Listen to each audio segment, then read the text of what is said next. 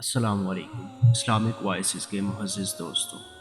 آج میں آپ کو رسول اللہ صلی اللہ علیہ وآلہ وسلم کا غار حرا کا واقعہ سناؤں گا۔ رسول اللہ صلی اللہ علیہ وآلہ وسلم کی عمر شریف جب 40 برس کے قریب ہو چلی اور اس دوران آپ صلی اللہ علیہ وآلہ وسلم کے اب تک کے تعاملات نے قوم سے آپ صلی اللہ علیہ وآلہ وسلم کا ذہنی اور فکری فاصلہ بہت وسیع کر دیا تھا،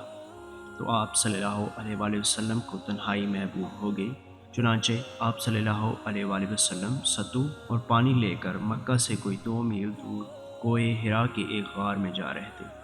یہ ایک مختصر سا غار ہے جس کا طول 4 گز اور عرض پونے 2 گز ہے۔ یہ نیچے کی جانب گہرا نہیں ہے بلکہ ایک مختصر راستے کے بازو میں اوپر کی چٹانوں کے باہم ملنے سے ایک کوتل کی شکل اختیار کیے ہوئے ہے۔ آپ صلی اللہ علیہ وآلہ وسلم جب یہاں تشریف لے جاتے تو حضرت خدیجہ رضی اللہ تعالیٰ عنہ بھی آپ صلی اللہ علیہ وآلہ وسلم کے ہمراہ جاتی اور قریب ہی کسی جگہ موجود رہتی۔ آپ صلی اللہ علیہ وآلہ وسلم رمضان بھر اس غار میں قیام فرماتے،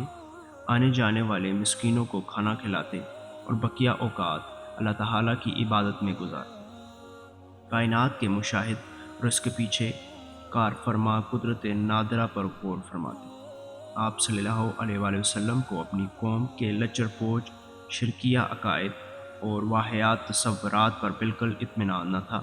لیکن آپ صلی اللہ علیہ وآلہ وسلم کے سامنے کوئی واضح راستہ، معین طریقہ اور افراد و تفرید سے ہٹی ہوئی کوئی ایسی راہ نہ تھی جس پر آپ صلی اللہ علیہ وآلہ وسلم اطمینان و انشراح قلب کے ساتھ رواندواں ہو سکتے۔ نبی صلی اللہ علیہ وآلہ وسلم کی یہ تنہائی پسندی بھی در حقیقت اللہ تعالیٰ کی تدبیر کا ایک حصہ تھی۔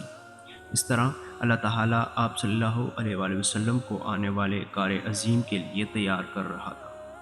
در حقیقت جس روح کے لیے بھی یہ مقدر ہو کہ وہ انسانی زندگی کے حقائق پر اثر انداز ہو کر ان کا رخ بدل ڈالے، اس کے لیے ضروری ہے کہ زمین کے مشاغل، زندگی کے شور اور لوگوں کے چھوٹے چھوٹے ہم و غم کی دنیا سے کٹ کر کچھ عرصے کے لیے الگ تھلگ اور خلوت نشین رہے۔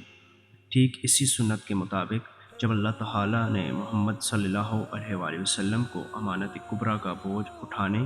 روح زمین کو بدلنے اور خط تاریخ کو موڑنے کے لیے تیار کرنا چاہا، تو رسالت کی ذمہ داری عائد کرنے سے 3 سال پہلے آپ صلی اللہ علیہ وآلہ وسلم کے لیے خلوت نشینی مقدر کر دی۔ آپ صلی اللہ علیہ وآلہ وسلم اس خلوت میں 1 ماہ تک کائنات کی آزاد روح کے ساتھ ہم سفر رہتے اور اس وجود کے پیچھے چھپے ہوئے غیب کے اندر تدبر فرماتے، تاکہ جب اللہ تعالیٰ کا اذن ہو تو اس غیب کے ساتھ تعامل کے لیے مستحضر رہیں۔